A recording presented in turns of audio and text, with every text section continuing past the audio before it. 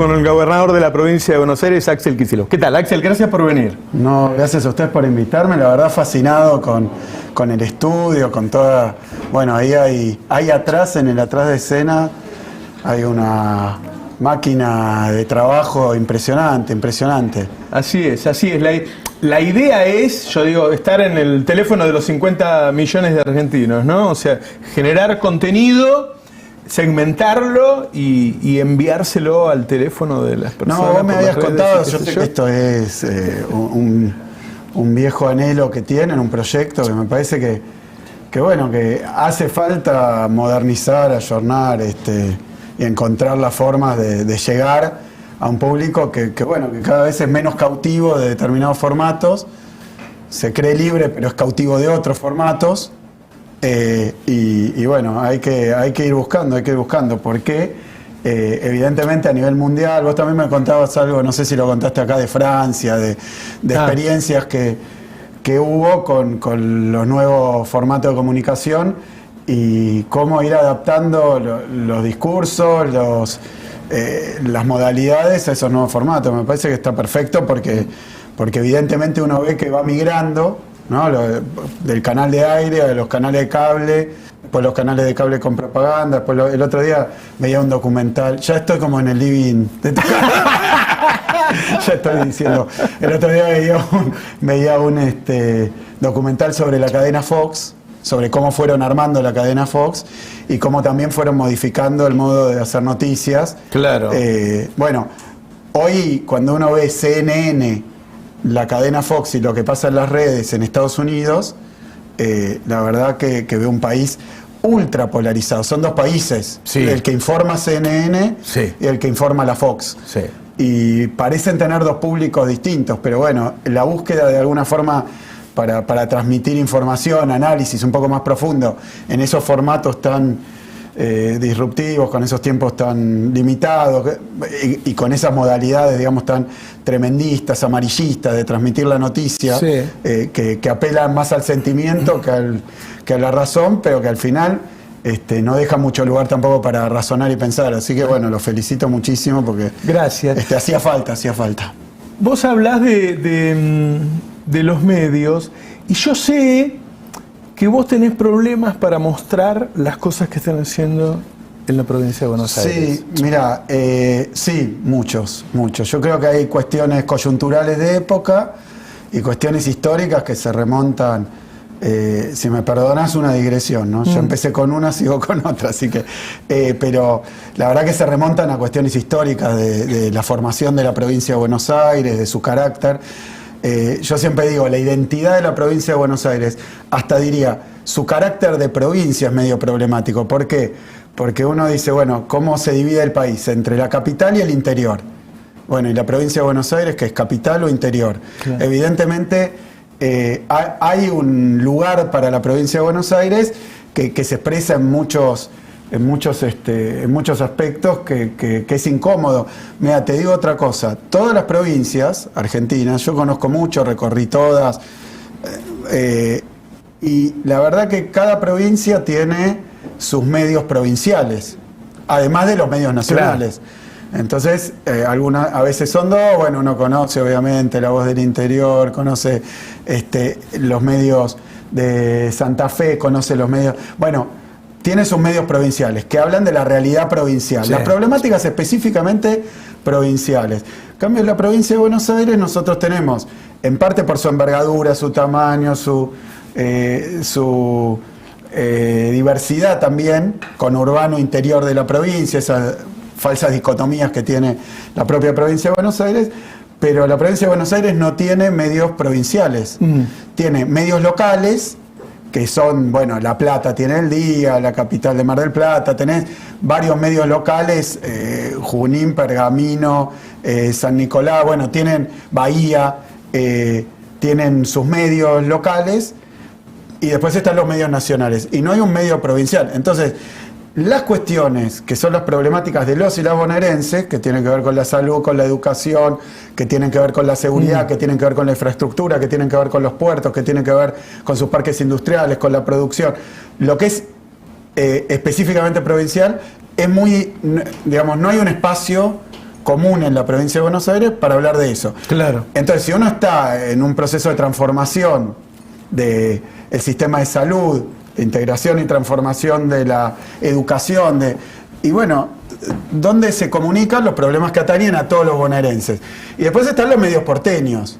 Digamos, los medios porteños no me refiero al de ustedes que está situado en la capital, pero tiene una mirada federal, sí, sino medios porteños-céntricos, digamos, centralistas, medios de Cava y para Cava, y además políticamente con una afiliación muy fuerte bueno, al PRO, al macrismo. Entonces, algunos parece que con una, más que afiliación, una propiedad, ¿no? Pero claro, sea o no, lo que se comunica ahí con respecto a la provincia de Buenos Aires, porque todos la hablan a la provincia de Buenos Aires, en el sentido de que le ponen palabras, pero desde una mirada particular. En el caso de los medios porteños macristas, todo lo que pasa en la provincia de Buenos Aires es malo.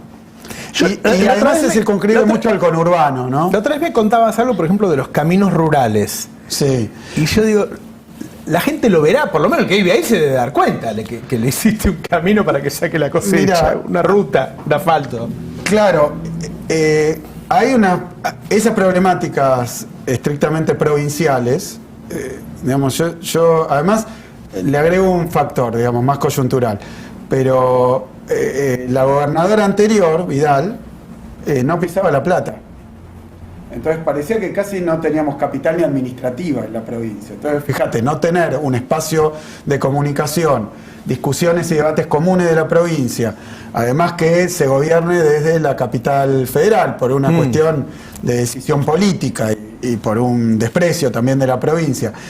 Bueno, todo eso contribuyó. Y después están los programas que tienen que ver con el interior de la provincia, que de los 135 municipios, el conurbano son 35, o sea que hay más o menos 100 municipios que no viven la realidad del conurbano. Por más que el conurbano tiene 13 millones de habitantes, el interior de la provincia de Buenos Aires tiene 4 millones de habitantes.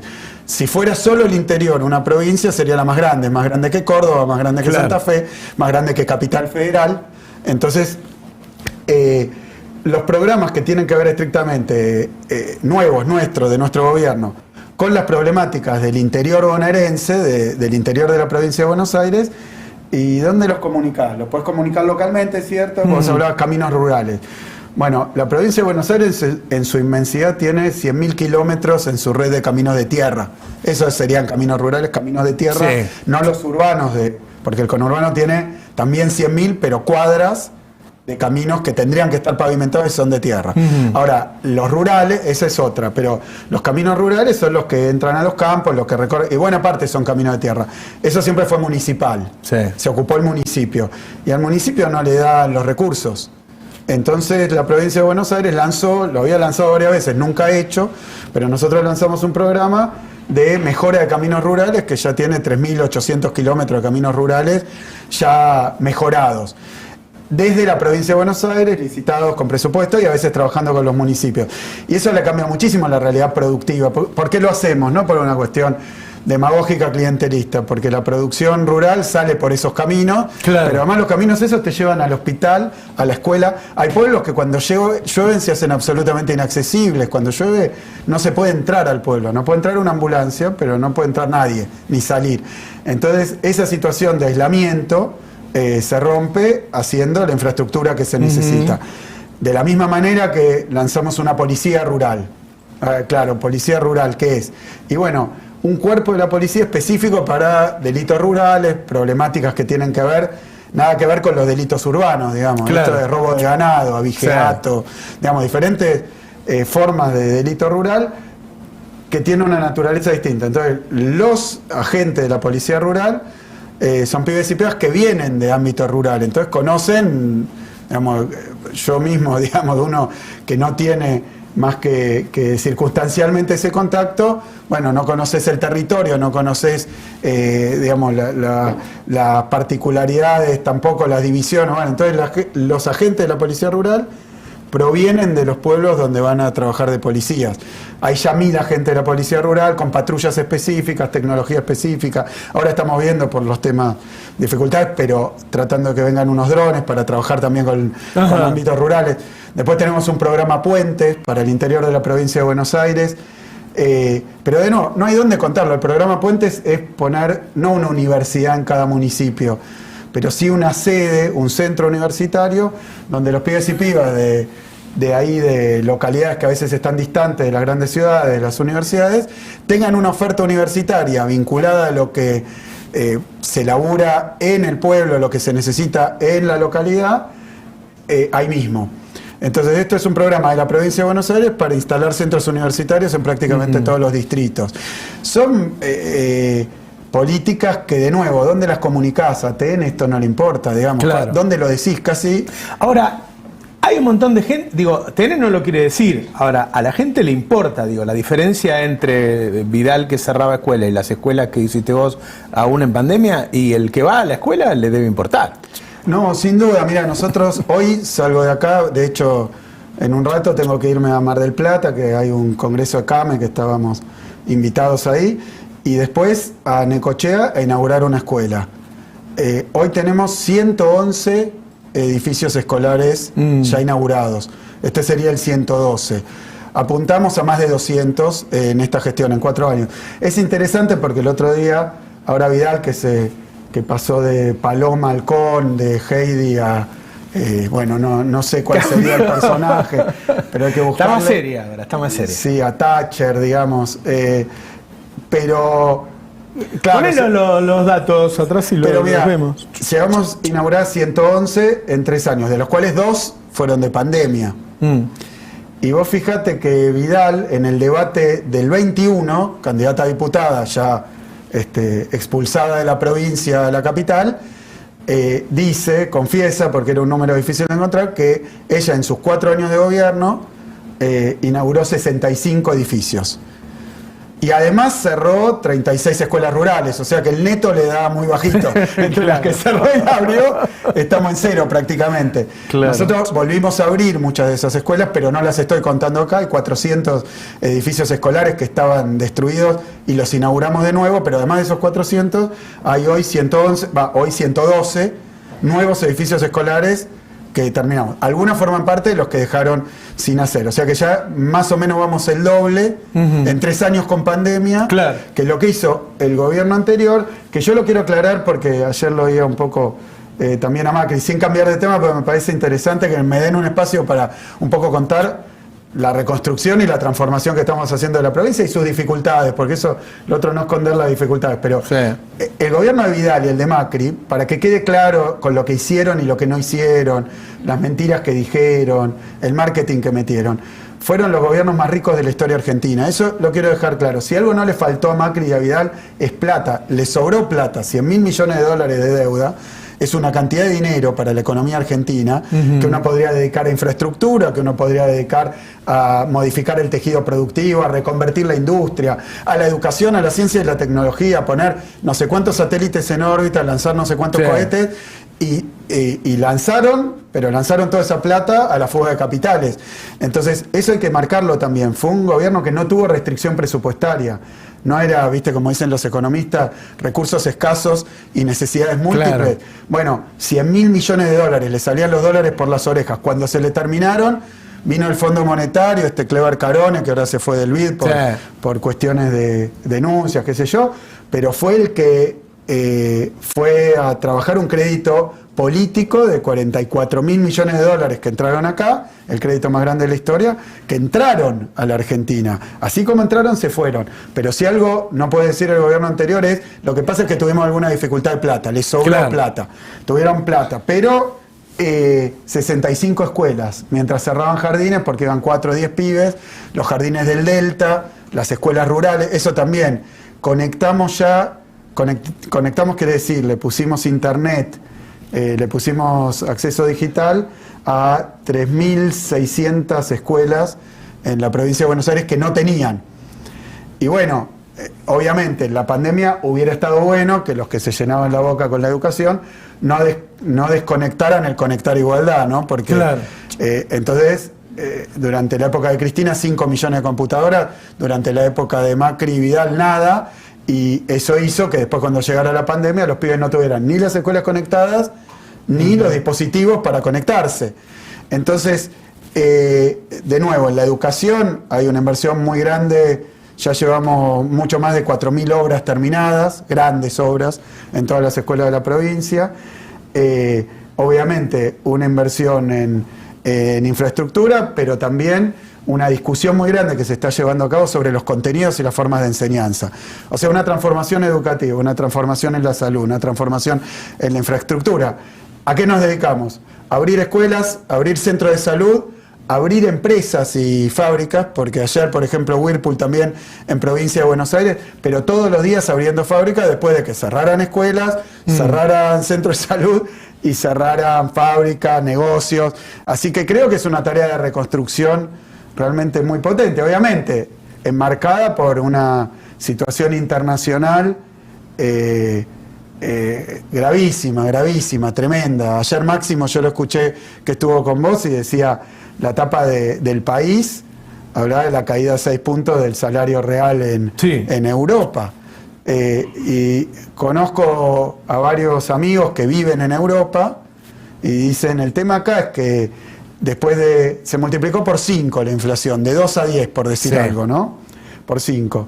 Y ahí no hay sindicatos y no hay ni costumbre, ni instrumento para transferir los aumentos de los precios a los salarios. O sea, si hay una inflación del 10%, en Estados Unidos pasa lo mismo. ¿Cuánto perdiste? 10%. Claro. No hay una paritaria que te recupere los 10 puntos. Ni hay una paritaria, ni hay un sindicato que te defienda, ni hay tampoco un instrumento para aumentos generales de salarios a nivel rama, a nivel nacional.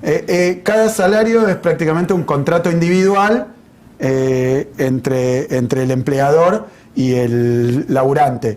Y el laburante entonces tiene que ir a pelear, no una mejora por desempeño, una mejora por antigüedad, una mejora por un mercado de trabajo dinámico, sino simplemente que se le fue la energía a cualquier lado, se le fue el alimento a cualquier lado, se le fue la cuota de los créditos, porque están todos endeudados para comprar la casa, el auto, no son dueños de nada, digamos, aunque disfrutan no sé, tienen 2 autos, pero es un crédito con el cual lo están comprando a 10 años y después lo cambian antes de terminar de pagarlo, lo mismo la casa. Entonces son familias muy endeudadas que cuando sube la tasa de interés como ahora, bueno, pasó en la crisis de la subprime. Se te duplica la cuota, vos decís, pero la tasa de interés es 4%. Sí, pero era 2. Era 2. Entonces la cuota era 10, ahora es 20. Recién decías, se abrió Whirlpool y uno le llama la atención ver que sigue creciendo en Argentina la actividad económica, que sigue creciendo la industria, recordemos que la industria cayó prácticamente durante todo el gobierno de Macri, que sigue creciendo el empleo, estamos históricamente en un momento de muy bajo desempleo en Argentina, y se ha logrado con pandemia y con guerra, pero la inflación es... Vos me podés decir, y en Alemania se multiplicó, sí, pero acá estamos llegando al 100%. Entonces la pregunta es, ¿por qué pensás vos que tenemos esta inflación hoy? Sí.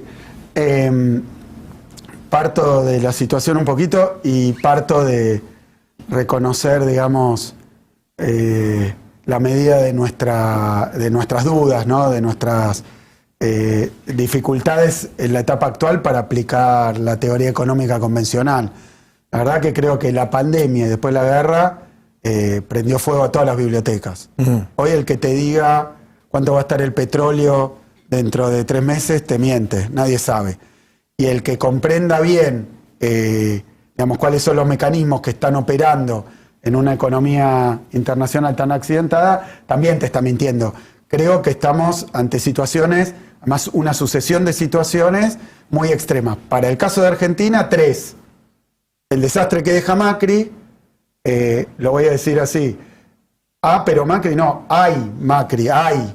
Qué dolor lo que hizo Macri acá en la Argentina. Ay, pero Macri, digamos, nos rompió la economía. La rompió y la rompió con ganas.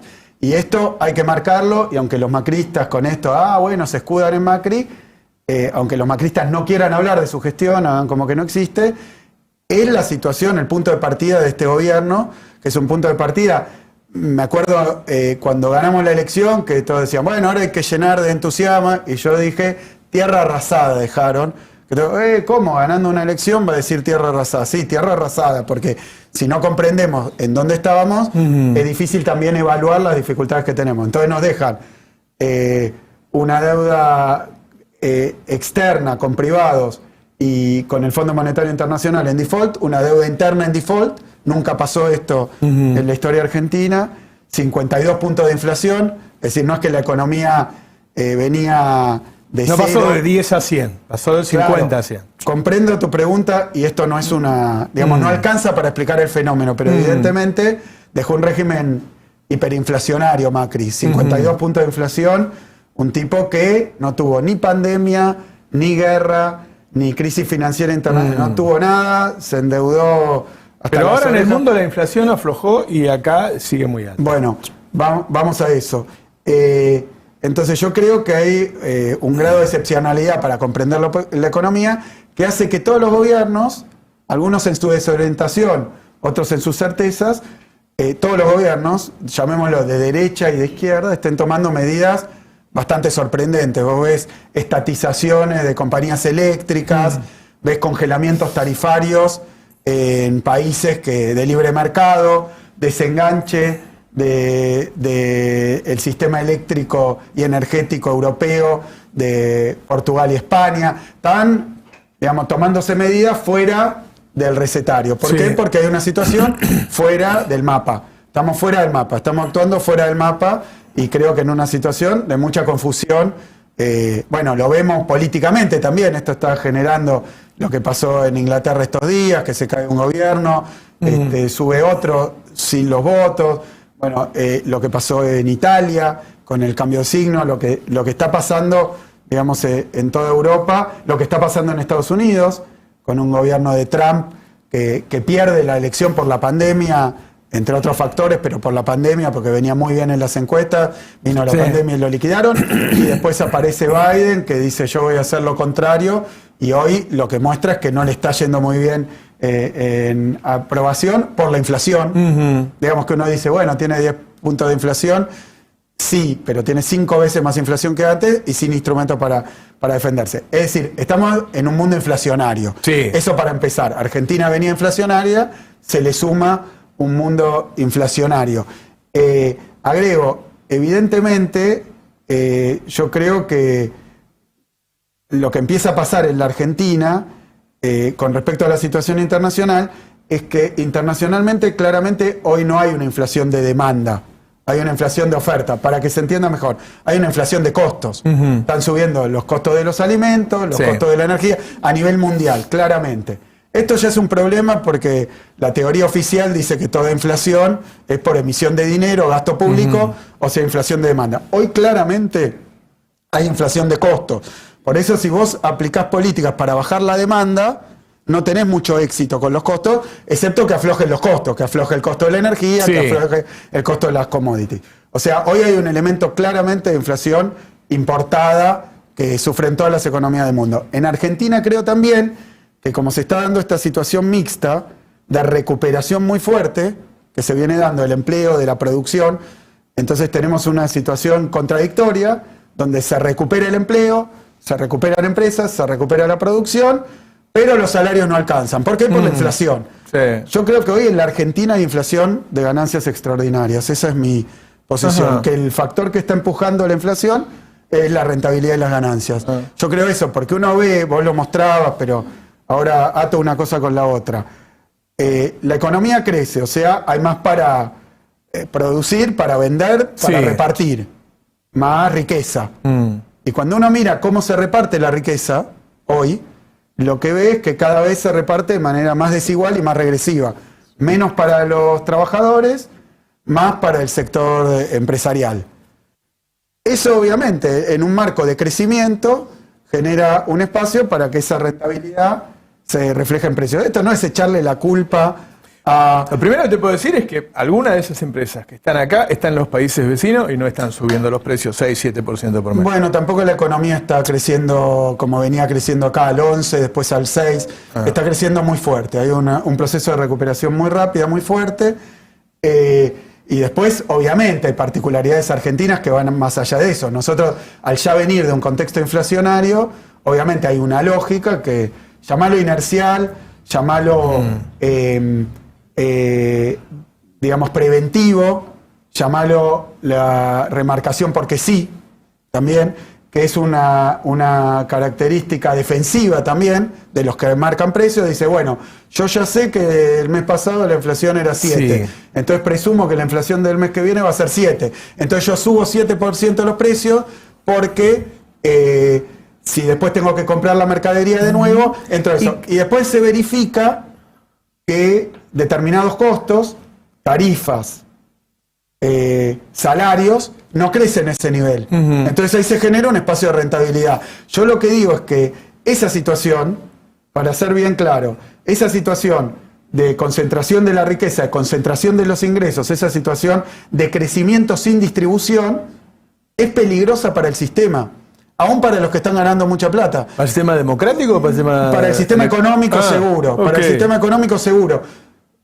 Bueno, buena parte de eso va al sistema financiero, ¿no? Claro, el problema es que cuando se acumula todo ese excedente en la punta de la pirámide, ese excedente que queda, digamos, como saldos líquidos, como liquidez, empieza a buscar una salida, si va creciendo y creciendo, empieza a buscar una salida especulativa. En el dólar, en los títulos públicos, en las acciones, adentro, afuera, entonces empieza a tensionar mucho y genera mucha fragilidad financiera y mucha incertidumbre, porque es esa, y esto también viene de Macri. Yo creo que pandemia y guerra, o sea, ganancias extraordinarias se van al sistema financiero y suben la brecha. Claro, bueno, pujan por el dólar. Claro. Si uno desde la gestión financiera del gobierno no les da suficiente tasa de interés, quiero decir, que crean que la rentabilidad de los títulos va a ser mayor que la devaluación, o sea, si no les conviene timbear en pesos, timbean en dólares. Pero, ¿qué otra cosa? Esto es un factor de inestabilidad, es peligroso para el sistema económico y para la continuidad del crecimiento. Y peligroso para el sistema económico también es que si el crecimiento sigue siendo tan inequitativo, entonces pierde su base de sustento. Pierde su base de sustento, que es la demanda y el consumo. Entonces, ¿qué pasa? Si vos seguís concentrando riqueza a costa de caídas salariales, entonces después, ¿quién va a comprar lo que producís? Y se empieza a estrangular el crecimiento. Entonces yo creo que hoy es una oportunidad, si vos me preguntás a hoy, yo podría decir... Mi pregunta ahora es, dale, ¿qué hacemos? Ahora decimos qué hacemos. Bueno, creo que hay que pasar a la etapa redistributiva. Obviamente, ¿Cómo? Hubo una etapa de recuperación, hubo una etapa de estabilización financiera, porque también tenemos que hablar de en qué marco se desenvuelven estas cuestiones y la política pública, tanto, digamos, todo lo que sabemos, pero quiero ponerlo acá en clave económica. Hay que pasar urgente a la etapa distributiva, que esto es que los ingresos de los sectores populares, o sea, y de las clases medias. Y de las clases medias, hay paritarias, están peleando paritarias del 100%. Claro, eso hay que empujar, y empujar con medidas, y empujar con batería. Por eso, vamos a decir qué medidas. Yo creo que, yo siempre digo, no me enamoro de los instrumentos, me enamoro de los resultados. ¿Viste? Está todo ese chiste, bueno, un martillo puede servir para romper la cabeza o para clavar un clavo. El instrumento no es el tema en economía tampoco. Yo no creo que haya, digamos, medidas o programas que sean de aplicación universal en todas las circunstancias. Creo que hoy estamos en esta urgencia. Redistribuir la riqueza, porque si no, y mejorar ingresos populares, y mejorar ingresos de sectores medios que se han empobrecido, y mejorar ingresos de las mayorías. Y si yo te digo que si subís los sueldos, lo que haces es consolidar precios y los precios siguen subiendo. Hoy nadie puede decir que la inflación tiene un origen salarial. Nadie puede decir... mirando los números. Lo que te quiero decir es, ¿no hace falta un congelamiento o algo al mismo tiempo que vos mejorar ingresos? Bueno, evidentemente se estuvo hablando algo de esto, evidentemente hay una dinámica de precios que más allá de la discusión sobre la rentabilidad, más allá de lo justo, lo injusto, más allá de todo esto, hay un momento en los procesos inflacionarios donde se genera una especie de proceso de crecimiento de los precios que los economistas lo llaman inercial. Los precios siguen subiendo. Y eso hay que buscar cortarlo, hay que cortar esa inercia. Y cortar esa inercia hay varias medidas porque eso ya es prácticamente artificial. Es como que la velocidad crucero de los precios, los salarios, la tasa de interés, el dólar, empieza a funcionar en un andarivel más alto. Eso hay que bajarlo a otro andarivel. Y eso ya no es una cuestión ni distributiva, porque yo lo dije siempre, la inflación es mala, ¿no? Siempre es mala. Pero cuando los salarios, los ingresos de los sectores menos favorecidos, los ingresos de la gran mayoría, le ganan a la inflación, es menos mala. Claro. Es menos mala. Y puede darse, por ejemplo, en los 90 hubo deflación, pero los salarios reales caían. Pero el ingreso de los trabajadores, de los sectores populares caía. Y el empleo caía. Nosotros tuvimos estabilidad de precios con contracción, estancamiento y crecimiento del desempleo. Vos fíjate que la década de los 90 termina con 18 puntos de desocupación y no había inflación. O sea que evidentemente el tema inflacionario hay que verlo, pero hay que verlo en el contexto, digamos, en economía no hay ninguna pieza que sea proponiendo suelta. Subir ingresos y frenar los precios. No dijiste la palabra congelamiento, pero con algún método. Sí, no dije la palabra congelamiento porque me parece que Sergio, que está a cargo de la política económica, tendrá que ver cuál es la batería de medidas, pero objetivos. Objetivos. El objetivo es una recuperación de los ingresos populares en un contexto y de los sectores medios, profesionales. Esto quiere decir que es una batería de cuestiones para, como dijo Cristina en su momento, alinear tasa de interés, precios, salarios, las variables macro. Nosotros necesitamos, la provincia de Buenos Aires, yo te digo, estamos haciendo crecer los parques industriales, estamos haciendo rutas, mejorando puertos, infraestructura, estamos haciendo escuelas, estamos haciendo centros de salud, 129 centros de salud tenemos inaugurados hasta ahora y tenemos para seguir inaugurando, pero tiene que acompañar la macro. Claro. Que va más allá del alcance de la provincia, obviamente que la provincia contribuye, forma parte de un gobierno, forma parte de un sector político y forma parte de un frente, pero bueno, no vengo acá a dar un recetario. Lo que sí quiero decir es que tuvimos una etapa de recuperación. Ya está, la economía en la pandemia bajó 10 puntos, creció 11 en la provincia de Buenos Aires. Nunca había crecido tanto en su historia, obvio, después de caer mucho, pero no necesariamente. Yo lo digo varias veces porque parece que es un lugar común, pero en la economía no funcionan las leyes de la física. No es que vos soltás la economía, cae y rebota. Puede seguir cayendo. Puede seguir cayendo y cayendo, claro, y cayendo. Lo hemos visto. Claro. O sea, no es natural esto, no, claro, son leyes naturales. Claro. Entonces, ha habido políticas para evitar que esa caída continuara y para generar una vigorosa recuperación. Después vino toda la etapa que vimos, donde los sectores de poder se pusieron la servilleta, el cuchillo y tenedor y hablaban, porque quiero poner una secuencia de hechos que me parece que también hay que recordar, por esto de algo que por lo menos a mí, en mi cabeza, en mi forma de pensar las cosas, me cambió muchísimo, que fue el atentado a Cristina. Por lo menos hablo de lo personal. En mi caso, hay un antes y un después de ver esa imagen de alguien gatillando en la cabeza de Cristina Kirchner, digamos. Pero eso tiene toda una secuencia. Yo no voy a señalar culpables, no soy poder judicial, pero lo relaciono también con lo económico, si me permitís. En mayo, como por arte de magia, como por generación espontánea, digamos, surgen todos estos grupitos violentos, de scratches y nivel de violencia desconocida hasta ahí. Desconocida. Tipos que sistemáticamente van a golpear funcionarios, sus camionetas, van a poner horcas, mortajas, van a poner bolsas mortuorias, pero también guillotinas, ¿no? Eso pasa casualmente mayo. Mayo, 3 o 4 grupitos que se activan. Sí. Se activan. Todos con esta cosa, porque les hicieron entrevistas a varios de ellos, casualmente, adelante de todos los móviles de televisión, presentándose como gente muy perjudicada, y por eso con bronca, y además absolutamente espontánea. Nos pintó hacer orcas, Sí. nos pintó hacer guillotinas. Y no tenemos un mango, no tengo trabajo, soy cuentapropista, qué sé yo. Esa fue la historia que empieza en mayo. Después, lo próximo que ocurre es que en aproximadamente junio empiezan Lacunza, Laspina, Bullrich a decir que si ellos llegan al gobierno, no van a pagar la deuda en pesos del gobierno. Es como que tu hijo diga, digamos, dentro de unos años, mirá, si le prestás a mi viejo, conmigo no cuentes.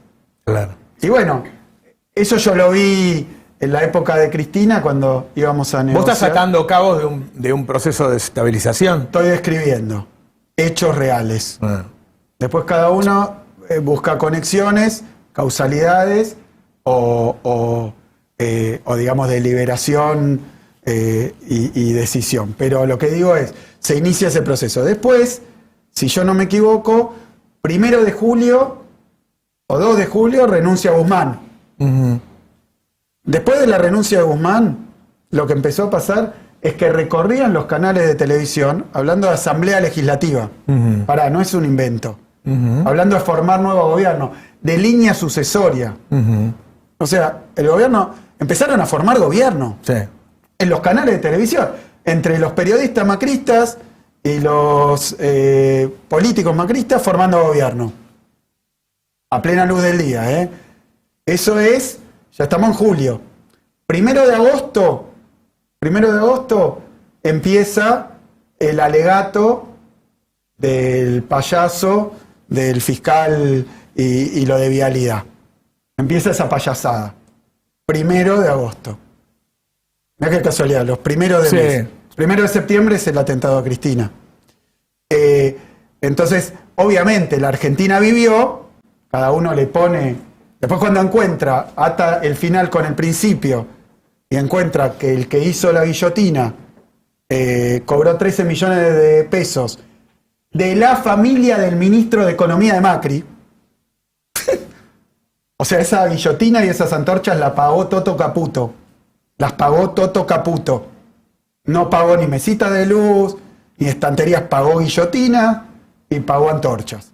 Por eso yo creo que cuando uno empieza a atar cabo de lo que vivimos este tiempo, bueno,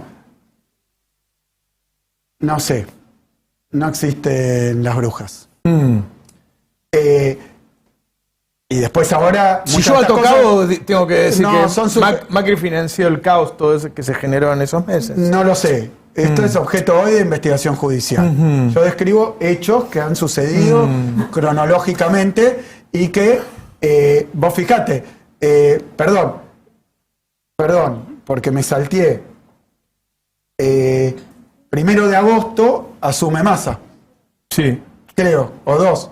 1 de julio renuncia Guzmán, 1 de agosto, o 2 de agosto asume Massa, 1 de agosto se larga el juicio de vialidad, que termina en esos alegatos pidiendo 12 años de condena a la dirigente política más importante de la Argentina actual y de la historia reciente, y proscripción. ¿Se acuerdan cuando uno habla del peronismo estuvo proscripto? Que era que le prohibían presentarse elecciones. Lo llamaban muerte civil, porque uno no podía ejercer el derecho de votar ni de ser elegido, porque era en el exilio.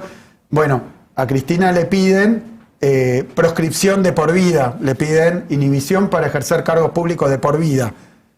Y a los 7 días, ese mismo día, el día 22 creo que se lee el alegato ese, al día siguiente aparece esta, no sé si los Copitos, los Caputos, alguna de estas bandas, Sí. Buscando asesinarla en la puerta de su casa.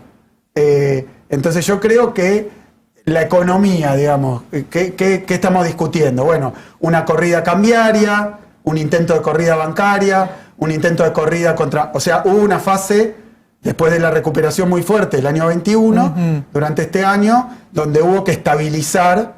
Por eso cuando Máximo decía consecuencias de lo que pasó, de lo que se hizo. Bueno, había que estabilizar la cuestión financiera. En Argentina la cuestión financiera se estabiliza básicamente con disponibilidad de dólares. Bueno, se consiguieron dólares, hoy leía una nota, hay paz cambiaria por el dólar soja. Bueno, se consiguió un aumento de reservas, eso es capacidad de enfrentar una corrida también. Y bueno, ahora viene la etapa. ¿Vos estás de acuerdo con lo que hizo Massa hasta ahora?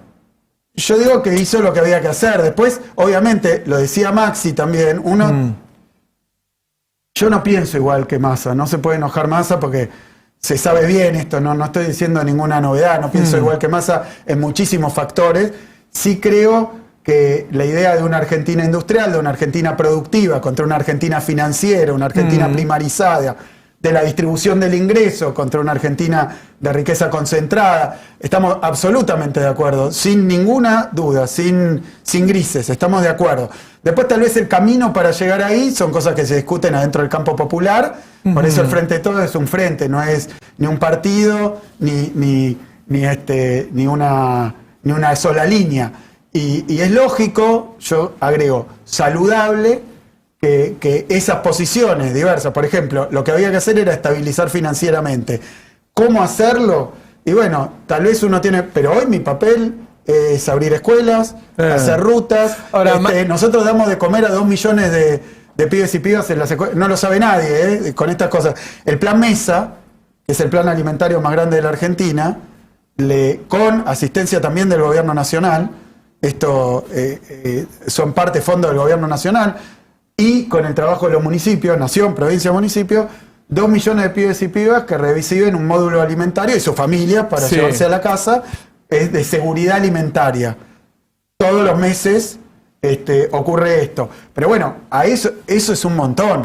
Recién Boudou decía, están ellos por la derecha que quieren entregar el litio y esto y lo otro, y tienen un plan fuera de los intereses nacionales, y después está el Frente de Todos, en donde hay, él decía, un plan como neodesarrollista, qué sé yo, de salarios bajos, y está el distribucionismo del kirchnerismo. ¿Vos lo ves así? O sea, ¿vos ves que está dividido así el Frente de Todos?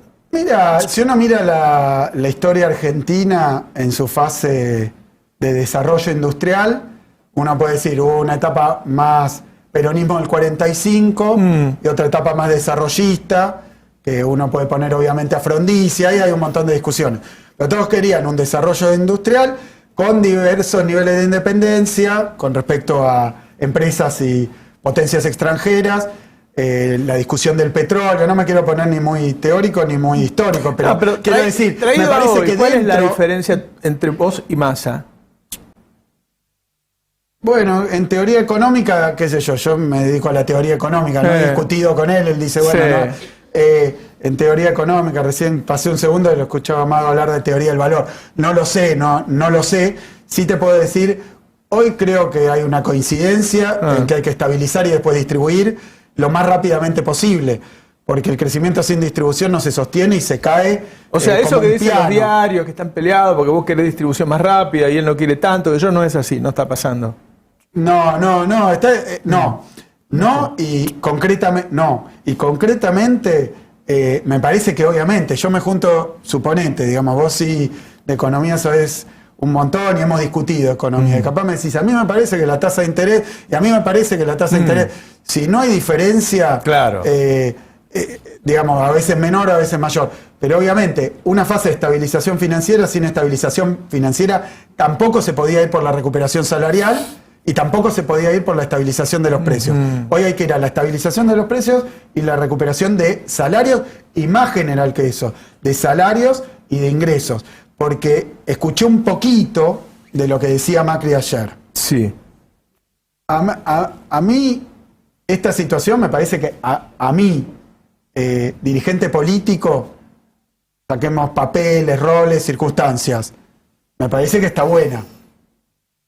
Me parece que está buena. Es como que Macri yo lo veía vieron que cuando uno va a un parque de diversiones, acá el Parque de la Costa, qué sé yo, hay tipos vestidos adentro de un peluche, uno ve está cagado de calor, mirando por las ojeras, disfrazado de una cosa que no es Mickey, por ejemplo. Sí. Bueno. Él se lo sacó el disfraz ese, Claro, ya. entonces debe ser un alivio salir del disfraz, porque te cagás de calor ahí adentro. Entonces Macri ayer decía, no me joda más. Entonces salió del disfraz de Pluto, el tipo, y dijo, yo pienso esto, a mí ya no me corre nadie. Mi referente económico es Cavallo. No lo dijo, pero es eso, digamos, y ya lo había dicho en tiempo real, en aquella época, estaba enamorado del programa de privatizaciones, de ajuste, estaba enamorado, digamos, y esto no es una discusión si Aerolíneas pierde o Aerolíneas gana, porque es una burrada analizar cualquier política pública desde la perspectiva estrecha y falsa del beneficio individual de esa empresa. Cualquier política pública, para un economista más liberal, diría, tiene en cuenta las externalidades. Por ejemplo, cuando se recuperó Aerolíneas, antes de que se recuperara, había, creo que eran 8, 9, 10 provincias donde no llegaba un avión. Claro. Macri, mudate a la Patagonia y que no llegue un avión. ¿Sabes cómo pedirías? Vení con Aerolíneas, no importa cuánto cuesta. Suponete que ahora la familia Caputo en esos hoteles que hizo con Morel, que le hizo los muebles Morel, bueno, suponete que no hay avión, no hay vuelo. Y no digo destinos turísticos que en temporada. Destinos turísticos en temporada, el que puede alquilar un avión y ponerlo ahí se llena de plata. El problema es quien vuela fuera de temporada, destinos no turísticos. Bueno, para eso, en un país de esta magnitud, Macri, Bullrich, el que sea, explíqueme si no se necesita una política pública de conectividad. Se necesita, pero el beneficio social es infinitamente más grande que las ganancias o pérdidas individuales de la empresa. No se puede medir así, es una burrada, eso es una tontería. Yo creo que tenemos que dedicarnos, pero por eso decía, como dirigente político de la Argentina, me parece que en el año 2015 Macri hizo campaña adentro del disfraz de Mickey. Sí. Eso me parece que quiso decir ayer, no me corre ningún progre. Porque yo escuché ese fragmento, no pude escuchar ni leí todavía el libro. No, habló de bajar el libro el gasto. anterior, el primer libro, no sé si lo leyó Aguada. Capaz que consigue que lo lea Aguada, Antonia, algún familiar. Pero lo que dijo sobre este libro, que además, viste, es como, ella hace fideos, yo hago fideos, esperando la carroza. Entonces dice, y así se lanzó como si fuera el sinceramente de Cristina.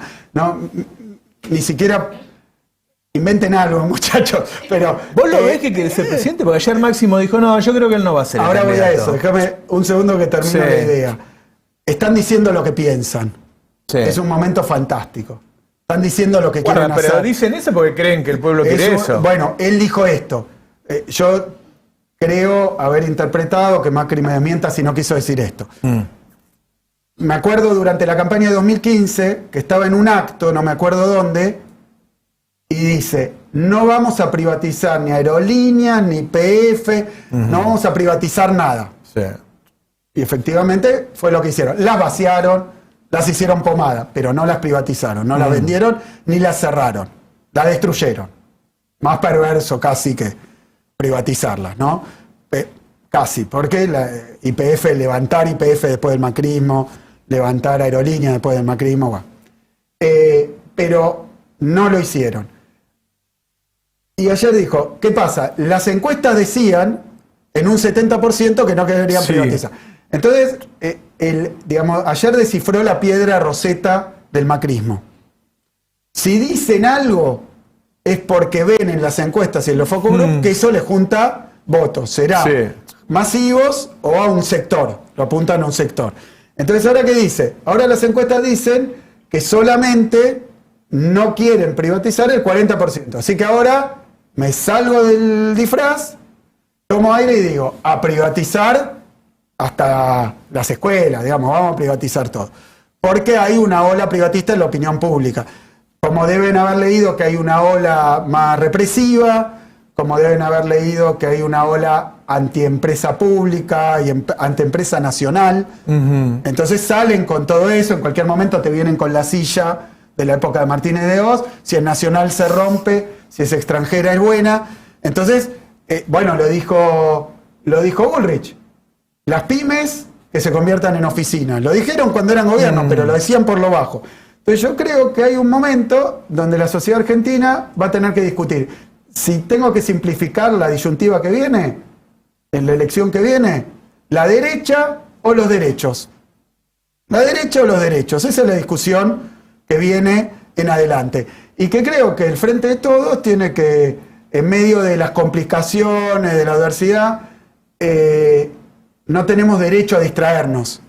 No tenemos derecho a distraernos. Hay que dar esta discusión de cara a la sociedad. A mí me parece que es importante y que es una discusión que se puede perder, porque hay épocas donde la sociedad, sea por el malestar, pandemia, guerra, inflación, o sea, por las dificultades, lo que no podemos mostrar es que nosotros estamos discutiendo interna. Por eso yo, cuando me preguntás candidatura, creo que falta mucho, creo que se equivoca muchísimo la oposición. Yo, por ejemplo, en la provincia de Buenos Aires, vos vas a una panadería, pedís una docena de facturas, una docena de candidatos del macrismo, porque hay 12 ya. 12 candidatos largaron. Y me parece que ahora, es prematuro. Sí. Estas discusiones de fondo... Pero hay gente del Frente de Todos que te dice, olvídate, Roberto, el Frente de Todos ya perdió. ¿Vos no crees eso? De ninguna manera. De ninguna manera. Creo que sí. A ver, creo que hoy está muy disponible. Creo que vos tenés El Necio, la canción esa en tu cortina, ¿no? Que te vienen a convidar a arrepentirte, a que no pierdas, a indefinirte. Y yo creo que es al revés.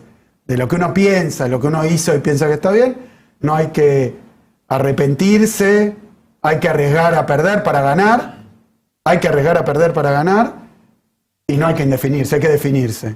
Me parece que no es un momento a nivel internacional de medias tintas, no es un momento, es un momento donde hay que mostrar. Me parece que en esa situación, obviamente la figura de Cristina, asociada a los 12 años, donde se mostró que era posible un proyecto de autonomía, un proyecto de reindustrialización, un proyecto de redistribución, un proyecto de integración regional, claves centrales para la etapa que viene, sobre todo si Lula gana en Brasil, son claves centrales para la economía y el mundo que viene. Si nosotros, a ver, solitos con 2 escarbadientes de la Argentina, no hay ningún Estado nacional en el mundo que pueda enfrentar estos procesos globales que hay. Entonces yo creo que hay una etapa donde es para audaces, me parece. Es para audaces. Y me parece que es ahí donde nosotros tenemos que hablarle a un sector de la sociedad que no sé si es mayoritario, pero está en disputa. Otra parte dice, bueno, fracasó, voto cualquier cosa, o no voto nada, o voto a este que es un personaje, que es gracioso, o que ridículo, que está tan enojado como yo. No lo sé, digamos, no puedo hacer una sociología del votante ni pretendo hacerla.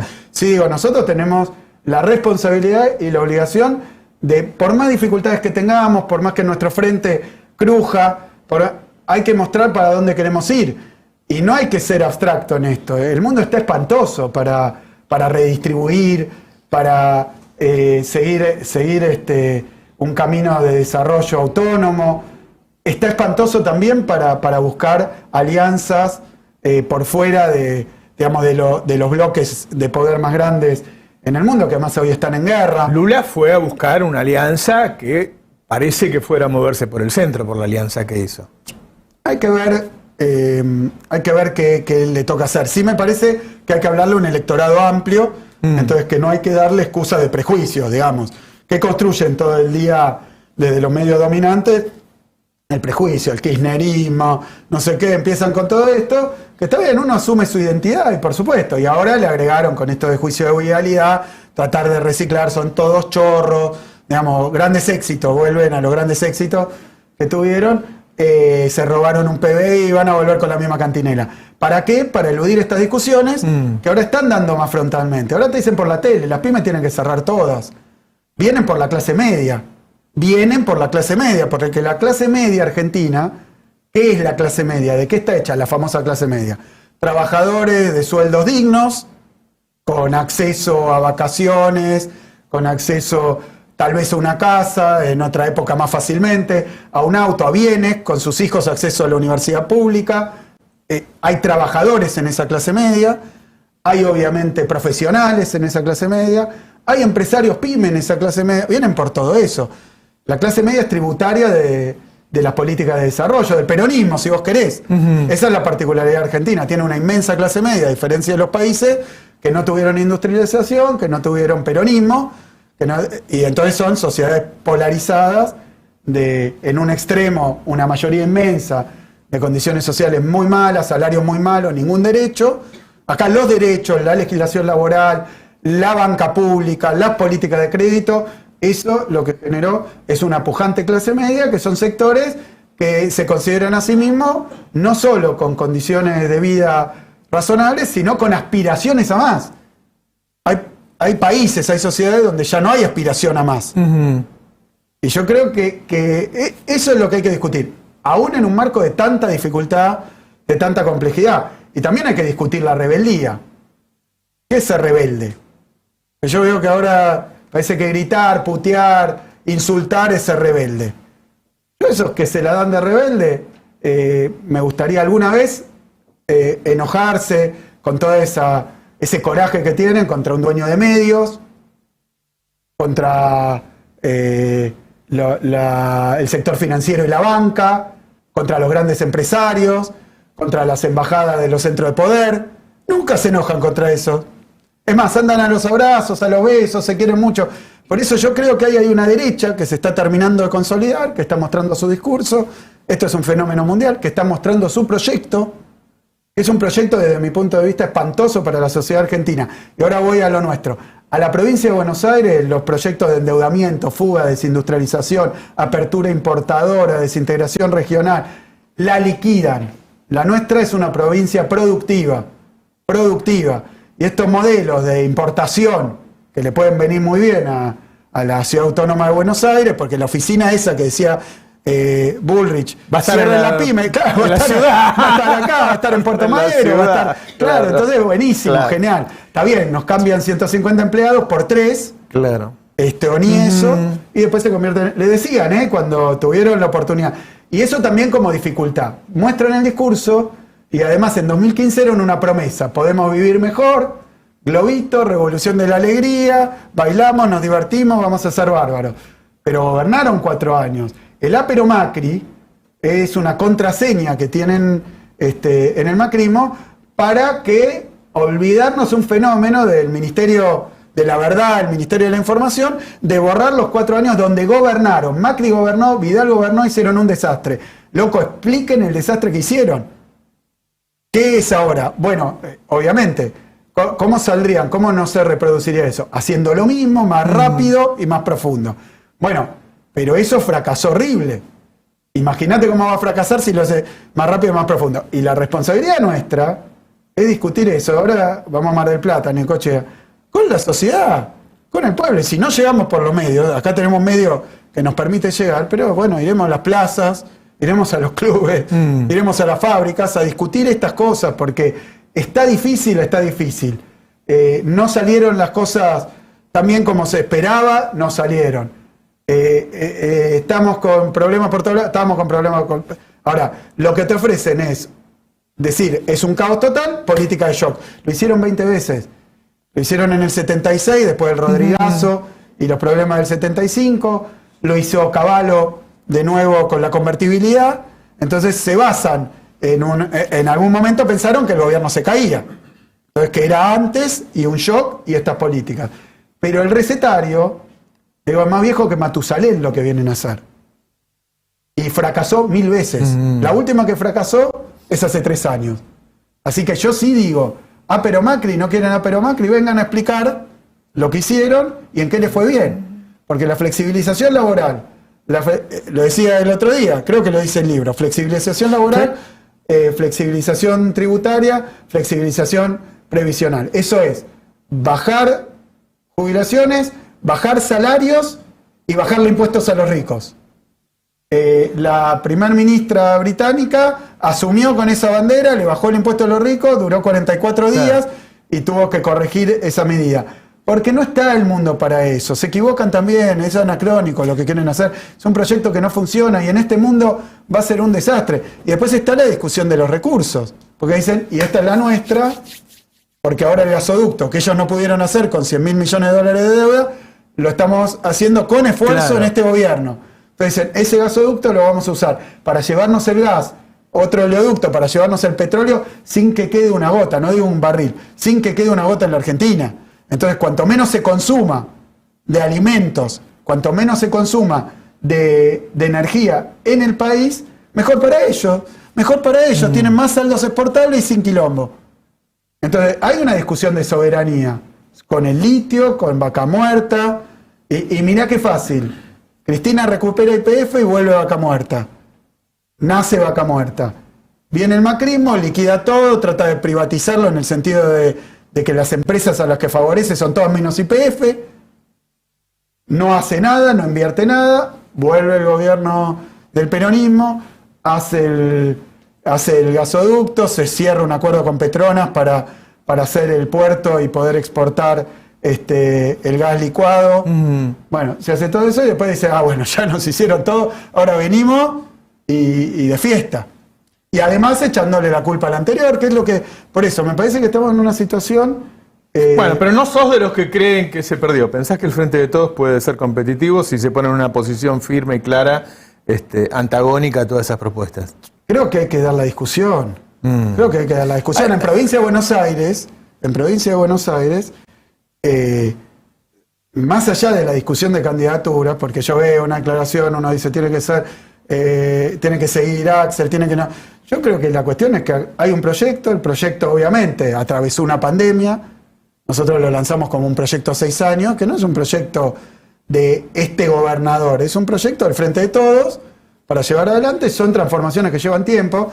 Hemos inaugurado 111 escuelas. ¿Cuántas le faltan a la provincia de Buenos Aires? Digo un número, 1000. Y bueno, entonces hay que hacer 1000 escuelas. Nosotros terminaremos 200. Bueno, faltan 800 más. Hay que hacer las 800 escuelas. No podemos resignarnos a que no se hagan esas escuelas. No podemos resignarnos a arreglar todos los hospitales. No podemos resignarnos. Entonces hay que presentarle a la sociedad este proyecto y obvio que lo ven. En el pueblo donde hicimos los caminos rurales que nadie hacía, donde pusimos... Yo me imagino que sí, claro. Claro que se ve. Entonces empieza a pasar eso que pasó durante el gobierno de Cristina, que es que los medios dominantes, macristas, porteños, dicen no hicieron nada, se robaron todo, y mientras jubilaste a millones de personas, cobran la asignación universal por hijo. Ahora, en la dirección absolutamente correcta, anunciaban el otro día el ministro de Economía, Fernanda Raberta de ANSES, un ingreso, creo que ahora 2 cuotas para los que no tienen ningún otro ingreso. Bueno, sí, son medidas en la dirección correcta. Después hay cuestiones de grado, de velocidad que podemos discutir en el interior del frente. Lo que está del otro lado es no vas a tener, antes era no vas a perder ningún derecho, no te va a quedar ningún derecho. Ningún derecho, vamos por todos los derechos. La derecha viene por todos los derechos. Y yo creo que nosotros tenemos derecho a todo. Y sobre todo tenemos derecho a un futuro. Tenemos derecho a un futuro. A ver, ¿qué dice el macrismo? 70 años de fracaso. Un tipo que su papá llegó hace 70 años, o su abuelo, con una mano adelante y otra atrás. Es un tipo que tiene miles de millones de dólares en la cuenta bancaria. Macri, tanto fracaso no te dio Argentina. Me parece que el problema es que está un poquito mal distribuido ese triunfo. Hay un problema, obviamente, en eso. Y esa es la discusión que estamos dando.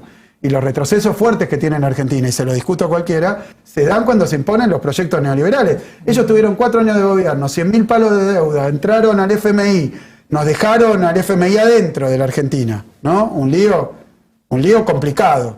Porque yo esto también lo discuto con el que sea de nuestro frente o de afuera. El acuerdo con el FMI es malo, pero porque todo acuerdo por definición con el FMI es malo, porque la deuda con el FMI es mala, porque los condicionamientos del FMI son malos para el país y para la Argentina. Eso es así, es malo, no se puede festejar, no. Bueno, ahora Macri nos dejó esa deuda en default. Había que pagarla en 4 años, imposible devolver 44.000 palos en 4 años. Había que renegociar. Claro, y después, yo creo que el punto de partida de esa negociación es que ni el fondo cambió, ni ahora se hizo bueno, ni recapacitó, ni reconoció los errores. Vino a hacer lo mismo. Sí, tiene una mancha así, porque le prestó la plata a Macri contra su estatuto y se la patinó. Eso es una palanca que nosotros teníamos para ir a dar esa discusión, porque el fondo tenía que cerrar un acuerdo con Argentina, sí o sí. Pero no voy al pasado. Hoy tenemos ese acuerdo, creo que vos mostrabas, creo que Horacio Berbisky mostró con un estudio del CEPA los vencimientos que se nos vienen. Imposible. O sea, claro, tenemos esas dificultades, todas sí, hay, pero Macri, la deuda hay, nos la dejó, detonó buena parte de nuestro tejido industrial. Entonces, cuando después fuimos a la pandemia, estábamos con ese problema y en la recuperación ya habían fundido muchas pymes que no están. Entonces, hay un proceso de recuperación todavía en curso, más un proceso en la provincia de Buenos Aires muy fuerte de transformación de todo aquello que es sustancial para el gobierno provincial. En primer lugar, aparece un gobierno provincial que gobierna en la provincia para la provincia. Esa es una discusión, que discute la identidad de la provincia de Buenos Aires, la integración de la provincia de Buenos Aires. Vos me dirás, bueno, todo eso es metafísico, es simbólico. A mí me tiene tremendamente entusiasmado porque el pueblo de la provincia de Buenos Aires sabe que hay una discusión pendiente.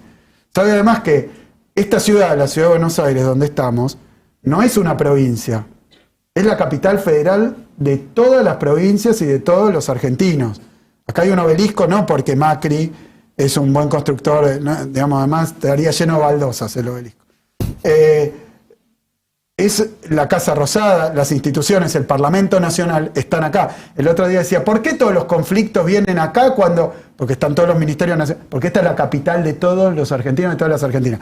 Era la capital solo de la provincia de Buenos Aires, en un momento. Sí. Y a través de un conflicto muy grande que duró décadas y décadas y que se termina en el 80 con una guerra y derramamiento de sangre, la provincia de Buenos Aires cede la ciudad para que sea la capital federal de todas las provincias. En aquel momento 13, hoy 23, hay 23 provincias y una capital que es de todos. Luego se le dio autonomía al gobierno municipal. El otro día hizo una reunión de intendentes, de alcaldes. Es verdad. Es el intendente y es el alcalde de esta ciudad que tiene un estatuto autónomo, pero no es una provincia y no podría serlo porque sería incompatible. Volveríamos al problema que tuvo Buenos Aires, claro, que coincida la capital con una provincia. Entonces no puede coincidir con una provincia, menos todavía que esto se limitaría al territorio, al mismo territorio. Entonces la provincia de Buenos Aires cede su capital, muda su capital a los Altos de Ensenada, que hoy se llama Ciudad de la Plata. A la Ciudad de La Plata, es la capital de la provincia, para que acá pueda estar la capital de todos los argentinos. Por eso hay tantos hospitales, por eso hay un puerto, todo eso no es de Macri, de Larreta. Que no se apropien de lo que es de todos los argentinos de Argentina. Y vienen a protestar acá, o vienen a manifestarse, porque acá están los ministerios nacionales. Y es al revés, están acá porque todas las demás provincias decidimos que estuvieran acá. Luego llegó el PRO, que se hizo fuerte en este distrito, y que ahora no puede expropiarnos los edificios públicos, el funcionamiento del gobierno. Bueno, lo están pensando. Bueno, no sé qué están pensando, pero a veces, y tampoco es para polemizar, es un hecho, una verdad histórica, y tampoco es tan grave, tiene que dedicarse sí a cambiar las veredas, sí, pero tiene que dedicarse a todo aquello que tiene que ver con el mantenimiento de esta ciudad, de una ciudad. Una provincia es una cosa muy distinta a una ciudad. Y no lo digo menospreciando, lo digo por la naturaleza distinta. 200 kilómetros cuadrados. La provincia de Buenos Aires tiene 1.500 veces más territorio. Claro. Y tiene 6 veces más población. Pero no es una cuestión de a ver quién es más grande, digamos, para no decir otra cosa. No es esa la discusión. La discusión es que esta es la capital federal. Y lo tenemos que discutir todas las provincias. Y esa es la limitación y la potencialidad que tiene. Y acá hay muchas empresas radicadas, no por una buena administración de los semáforos y las bicisendas. Acá hay muchas empresas radicadas porque se radican acá, donde está la Inspección General de Justicia. Tienen la oficina acá, pero la fábrica en la provincia. Se olvidó de radicarse Caputo, ¿no? En la Inspección General de Justicia, pero ahí se radican las empresas nacionales. Es nacional, esto es la capital nacional. Es nuestra capital federal, es nuestra capital, de todos los argentinos de Argentina. Por eso tal vez, como pasa en todo, para que se queden tranquilos, en cualquier país del mundo, a veces alguien que vive en una provincia, o en un departamento, o en un estado, se va a la capital a atenderse, porque la mayor tecnología muchas veces está en la capital del país. Esta es la capital del país, no la alcaldía del PRO, es la capital del país. Sobre eso funciona con un estatuto y un nivel de autonomía particular, que no lo convierte en una provincia, que está muy bien que lo hagan, y yo creo que está muy bien que los porteños se expresen, voten quién quieren que maneje las cuestiones que tienen que ver con un gobierno municipal. Está bien que lo hagan, pero bueno, sigue siendo la capital federal, eso creo que... Y de nuevo, volviendo a lo anterior, en la provincia de Buenos Aires tenemos un proyecto, es un proyecto de transformación que está incluido y que no es separado ni separable de un proyecto de transformación de la Argentina. La provincia sin industrialización... Ayer antes de irse Máximo dijo, yo creo que Axel va a ser reelegido en la provincia y creo que Cristina no va a ser candidata. ¿Estás de acuerdo con esas cosas? ¿Vos crees que vas a ser reelegido en la provincia primero? Creo que falta mucho para las elecciones. Yo estoy abocado a la transformación y a la recuperación y a las problemáticas de la provincia de Buenos Aires. Por supuesto que me llena de entusiasmo. Por supuesto que reunido con intendentes permanentemente se habla de candidaturas y se baraja la reelección. Pero digo, sería prematuro y además a destiempo. Porque creo que hoy la sociedad... La gente sabe que ustedes hablan de candidaturas. Sí, sabe, pero no está... Hoy creo que está viviendo el día a día.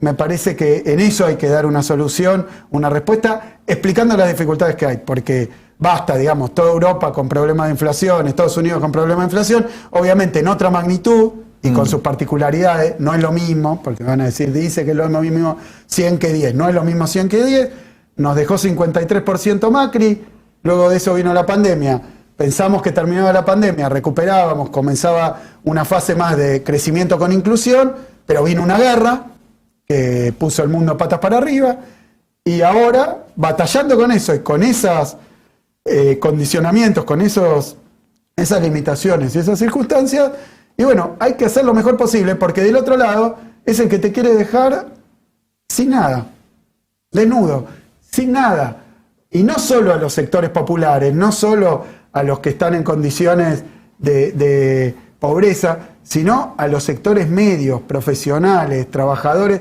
Es eso, porque ese es ese modelo. Y ya se aplicó y tuvo siempre el mismo resultado. Bueno, ¿y Cristina, vos qué crees?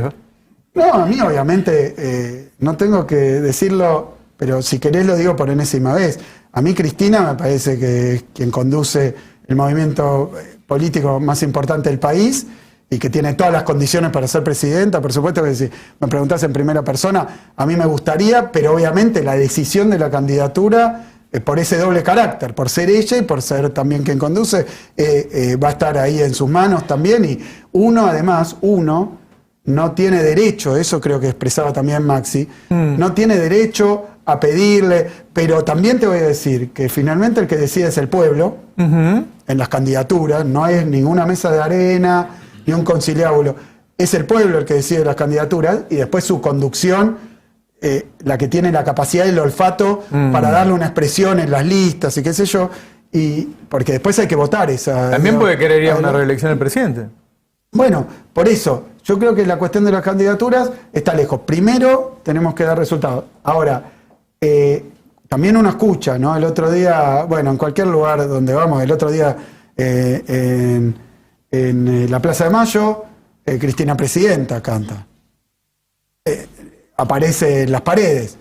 O sea que hay un deseo de sectores muy grandes que tal vez no tienen la responsabilidad política de ser quien está ahí sentado en la mesa y que entonces aparece como una decisión sectorial, pero uno ve que hay un empuje, una voz que empieza a decir Cristina 2023. Eso se observa y se nota. Y obviamente me parece que tienen el derecho, tienen la voluntad y la posibilidad de expresarlo. Y después, obviamente, de cara más cercana a la elección, ese Cristina 23 puede significar muchas cosas. Yo creo que uno decía, el peronismo lo mataron 1000 veces, lo enterraron 200 veces.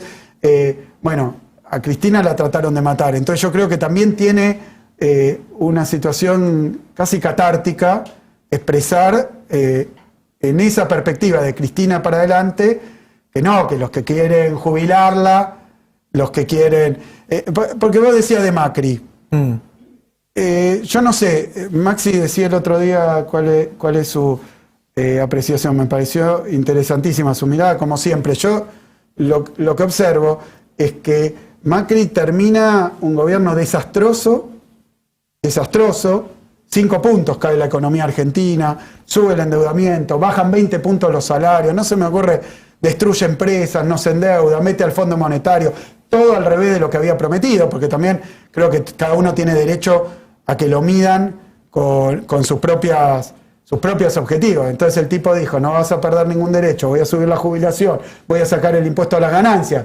En mi gobierno nadie va a pagar el impuesto a las ganancias, pasó de pagar 1 millón a pagar 2 millones, el doble. Entonces no cumplió nada, hace su gira del Sí se puede o de Mauricio la da vuelta, ¿te acordás? Sí. Hace su gira loca por el país y termina con 40% de los votos.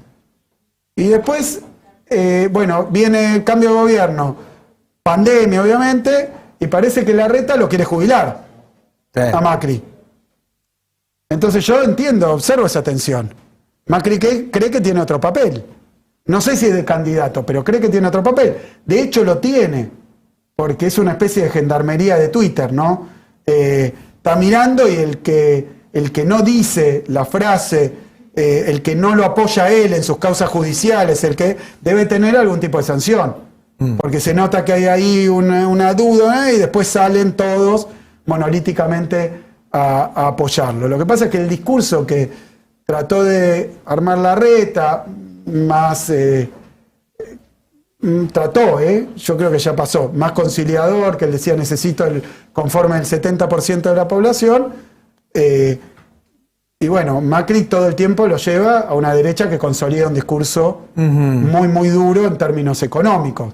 Que además ese discurso, hablo como en economía, coincide con el de Milei, absolutamente. En economía, más allá de las expresiones, los modos, de hecho Milei, admirador de Menem, de Cavallo, entiendo.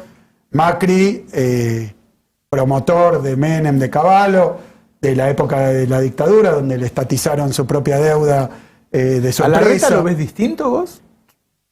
Mira, me parece que en política, y sobre todo en esas fuerzas políticas tan afines al marketing, tan afines al coaching, es difícil ver la naturaleza, digamos, la esencia.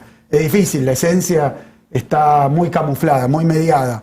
Vos lo conocés. Lo conocí en pandemia. La verdad, la primera vez que me junté con él en pandemia, claro. Charlamos, él habló de un plan de desarrollo, pero después parece apoyar todas las medidas del recetario de la derecha neoliberal de Macri. Entonces yo no sé cuál Larreta. No sé tampoco cuál Larreta, creo que esa es una definición. Y después conozco también a muchos radicales del interior de la provincia de Buenos Aires, de la provincia de Buenos Aires, el radicalismo de la provincia de Buenos Aires. Yo no lo veo neoliberal. No sé cómo va a ser para presentarse a elecciones con ese programa explícito. No lo sé. Ese ya es el programa. Lo que dijo Macri es el programa de ellos, del macrismo. Sí.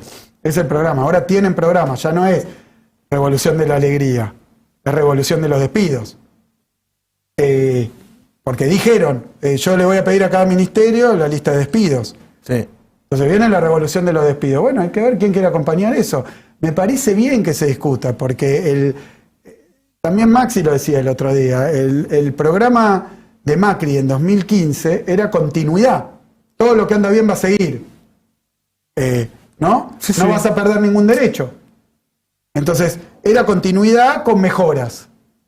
Ahora es ruptura total con el peronismo, con una agresión muy fuerte al peronismo. En aquel momento era un Macri que coqueteaba con el peronismo, inauguraba estatuas de Perón, hizo un par de cosas de esas. Bueno, independientemente lo hizo.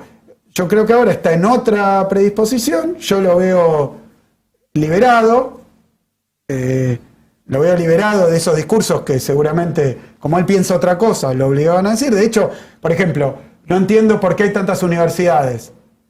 Eran como deslices, como fallidos. Era como el inconsciente que surgía en algún momento de descuido, de intimidad, en una filmación. Ahora no, ahora son parte de un discurso. Ahora, bueno, que digan que van a cerrar todas las universidades del conurbano. Que lo digan, si es lo que quieren hacer. Que lo digan y discutamos. Obviamente, y no van a encontrar en nosotros una defensa infantil de la escuela pública. Porque de hecho nosotros estamos transformando los contenidos de la escuela pública porque no creemos que ande todo bárbaro. Ahora, este país sin escuela pública es otro país. Y esta es una situación que se da tanto con el peronismo, por supuesto, como con Sarmiento. O sea, que uno hasta puede reivindicar en el terreno de la educación el pensamiento de Sarmiento. ¿Por qué no? Lo hice el otro día, digamos, no es un... digamos, como sus ideas en general no coincido, obviamente, la campaña llamada del desierto. Pero bueno, todas esas cuestiones, dejémoslas aparte. Yo lo que quiero decir es que más allá de todas las discusiones históricas, hay un consenso en Argentina de apoyar la escuela pública. Y sin embargo, Vidal le hizo la guerra a la escuela pública. No solo cerró escuelas, sino que su enemigo público era los maestros y maestras que estaban ahí porque eran unos fracasados que no se podían dedicar a ninguna otra cosa. Entonces ellos también caían en la escuela pública. Era un laburo como para los fracasados. Si no conoció a las maestras y maestros de la provincia de Buenos Aires, a los auxiliares de las escuelas, es una cosa realmente que te llena, te emociona. Pero no jodo, ¿eh? Sí. Vos vas a ver, estuvimos el otro día en una escuela rural. Nada, le dan clase a 3 chicos, van con el auto. Es un apostolado, digamos, para volver a lo de Sarmiento. Y obviamente es una vocación, están por vocación haciendo eso. Entonces yo creo que esas líneas de fractura, eso de derecha o derecho, digamos, los dos modelos de país creo que entran tremendamente y que nosotros no tenemos que ser tímidos en esas discusiones, más allá de las complejidades, las complicaciones, las disputas internas, más allá de los puntos de vista, más allá de las personalidades, más allá de los componentes del frente. Creo que tenemos que dar esas discusiones porque creo que también van a fortalecer al frente de cara a lo que se viene y después veremos quién lo expresa mejor en términos de candidaturas y si esto tiene, qué potencia electoral tiene. Yo también observo que en el marco de una crisis muy profunda, que para mí viene desde 2008, y que nunca se solucionó, la famosa crisis de las hipotecas, nunca se y que ahora desemboca en una guerra también, en Europa, en un teatro de operaciones que ya no es una guerra periférica, digamos, y con una potencia, digamos. Esa situación, que es nueva, nos pone ante un mundo muy incierto, muy confuso. Pues creo que ahí hay que ser muy claro en lo que uno piensa, y nosotros no venimos a estatizar todo, por supuesto. El peronismo no es eso, el que quiera disfrazar al peronismo de una suerte de totalitarismo estatizante, tiene cualquier experiencia histórica desde Perón hasta acá, pasando por Néstor y Cristina, que no es así. Nunca le fue mejor a los empresarios nacionales que con el peronismo. Ahora agrego a los empresarios productivos nacionales. Después hay argentinos que se han beneficiado mucho con la especulación, con la importación indiscriminada. No digo que no haya pequeños sectores, pero la provincia de Buenos Aires es el reino de las pymes productivas. Hay metalurgia no solo en el conurbano, la gente no lo sabe, pero hay en el interior de la provincia de Buenos Aires. Hay textil, hay metalurgia, hay industria del plástico, hay industria carrocera, hay muchísima industria, parques industriales. Nosotros tenemos una política de desarrollo industrial muy fuerte, planificación del desarrollo industrial.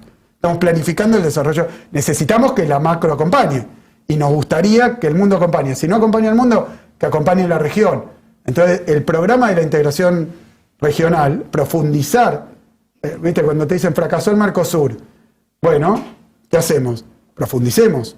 Pasemos de una integración comercial, bien neoliberal, a una integración productiva, a una integración energética, que no es nada del otro mundo, es simplemente que países que tenemos condiciones más o menos parecidas, que formamos un mercado común. Pero hay que tener una vocación y una voluntad de hacerlo. Y es política, es decisión política, es lo que hicieron Lula, Evo, Cristina, Correa, es decisión política. Y ahora contamos con México, probablemente para que estuve con unos compañeros de México hace unos días, para que también participe de un proyecto americano, digamos, sudamericano, latinoamericano más consistente, más robusto, más potente.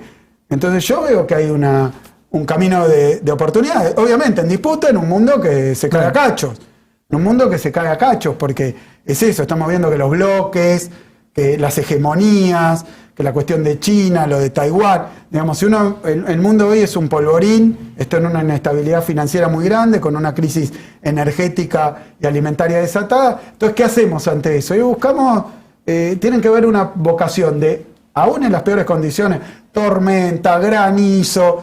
Y bueno, que tenemos una vocación de usar los instrumentos de la política pública para proteger, para defender. Yo les pregunto a estos que dicen la mano invisible del mercado. Y bueno, que te vacune la mano invisible del mercado. Estaba $20, $30 una vacuna por privado. Si no hubiéramos hecho ese programa de vacunación tan extraordinario, y estaríamos como en otros países que nadie tiene vacuna o que hay que ir a comprar la vacuna.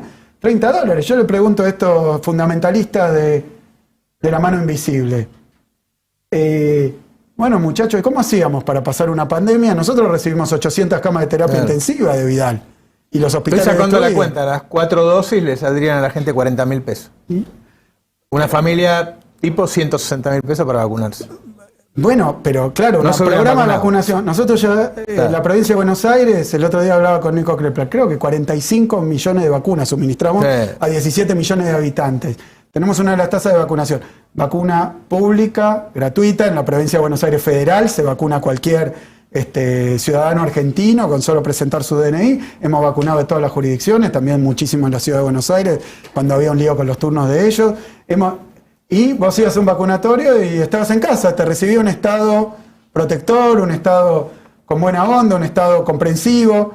Las cosas que pasaron en los vacunatorios fueron, la verdad que tremendamente emotivas. Se han filmado, algunas de ellas se va a conocer, porque claro, en la tele decía falta tal cosa, falta tal otra, por supuesto, pero yo no quiero ponerme, me parece que estamos en un momento donde hay que reconocer que falta un montón, que si entonces escuelas serán el doble de las de Vidal, pero no alcanza.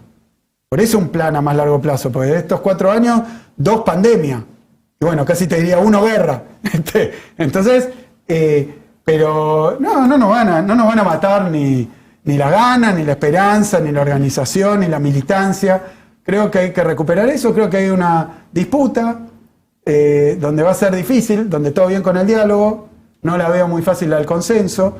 Con tipos que quieren privatizarlo todo, dialoguemos, pero no estamos de acuerdo, entonces vayamos a elecciones, a ver qué quiere la sociedad, y que las provincias aquellas donde no llegaba aerolíneas cuando era privado, y bueno, no habrá vuelo. Será más barato para el Estado, no habrá vuelo. Y donde hay negocio, así que última cosa que digo, me parece esto de los derechos, que es fundamental. Me están diciendo, lo esperan en Mar del Plata, lo esperan en Mar del Plata. Esto de los derechos, que es fundamental, tiene que ver también con una discusión de fondo, de esto que decía un juez de la Corte Suprema, que decía, donde hay una necesidad, te digo, la Corte Suprema, visión, digamos, desde la perspectiva de un derecho liberal, donde hay una necesidad, no puede haber un derecho porque hay un costo. Donde hay una necesidad hay un costo. Macri, ¿qué te diría? Donde hay una necesidad, si hay guita hay un negocio, si no hay guita, la nada misma. Nosotros creemos que donde hay una necesidad hay un derecho.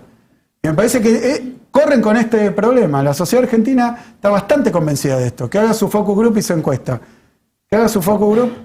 A ver si cuando necesitan al Estado no lo piden y no dicen, no llegó el Estado. Hay otros países donde, yo recorrí otros países de América Latina, donde ya la gente ni espera nada de nadie. Ya se resignó. Se resignó a que el Estado no está, no hay salud, no hay gratuidad, no hay estudio, no hay nada. Tenés la guita o te moriste. Sí. Acá nosotros 129 salas de salud primaria en barrios populares. Y bueno, y tenemos un plan para seguir abriendo salas de atención de salud primaria. Es nuestro modelo. En Macri, nada. En Vidal, nada. Y la sociedad va a tener que elegir, aún con todas nuestras particularidades, seguro tratando de resolverlas. De nuevo, en un contexto de turbulencia, de novedad, también la cohesión se hace más difícil, porque todo el tiempo hay que tomar decisiones. Axel, muchas Roberto, gracias. Muchísimas gracias. Felicitaciones a todos y a todas. Hermoso lugar. Y ya empezamos a disfrutarlo. A Axel no le vamos a preguntar porque ya nos dijo otra vez que está suscripto. Soledad se suscribió, ¿eh? Exacto. Quiero felicitar al gobernador, ¿qué tal? Como presidente de los argentinos, quiero decirles que hay muchos presidentes latinoamericanos que quieren saludarte, Axel. Tiene la palabra el presidente de México, Andrés Manuel López Obrador. El problema es que el mundo se cae a cachos y el problema es que el mundo está dividido. Si nosotros uniéramos los continentes como estaban al principio, Si desde Chile y desde Noruega empujan, y Australia pone su parte también. Luego de eso, una vez todos unidos, si el gobernador de Buenos Aires quiere enviar cereales, pues de González Catán a París serían 2 estaciones. Pero no. Y Boric, que Que yo quería decir que aguante la Taylor Swift. Eso es lo que quería decir yo. ¡Vamos a empujar! ¡Vamos a empujar! Bueno, el último Lula, ¿eh? Otra vez. Pepe. ¡Gol de Boca! Esa hace que se lafe. ¿Cómo le va, gobernador? Un saludo grande, felicitarlo por el campeonato de Boca, así que hincha de Boca. Sí, veo que vos también. Sí, nosotros vamos con el que gana. Buenos días, Bueno, gobernador. muchas gracias, felicitaciones. Chao, de nuevo. Va para allá y nosotros la seguimos. Está bien, por aquel lado,